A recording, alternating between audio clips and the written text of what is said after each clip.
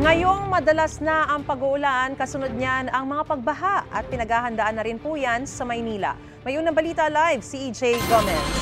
EJ, anong mga paghahanda yan?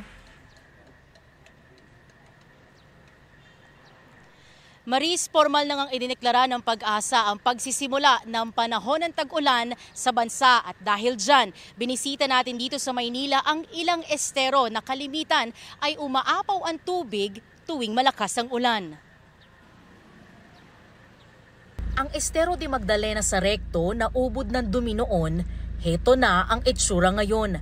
Ang mga basura kasi dito naiipon na lang sa isang tabi dahil nakokolekta ng nakalagay na mga floater na aalisin kapag may clean up.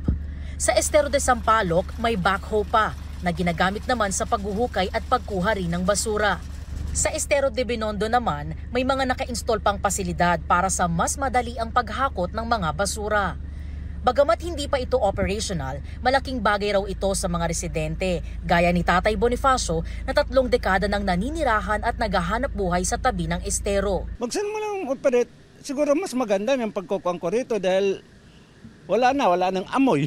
wala na yung makita mong langaw nga nagkukuhan, liliparan. Mula po nung malinis po yung estero po, yun po, ma'am, na muna yung mga pagba. Lilinis po yung mga imbornal. Isa, ma'am, 3 beses po sa isang linggo. Araw-araw na po nila, ma'am, gawa po ng magtatag-ulan po. Sa estero de San Miguel naman, arawan ng paglilinis ng street sweeper na si Nanay Lorna. Nag-uumpisa akong magwalis ng alas 3 ng madaling araw hanggang alas 6 ng maga. Harapan, gilid, lahat po dito sa sakop ng 637. Pero pagtapos nilang hakutin niya, winawalis ko ulit para malinis.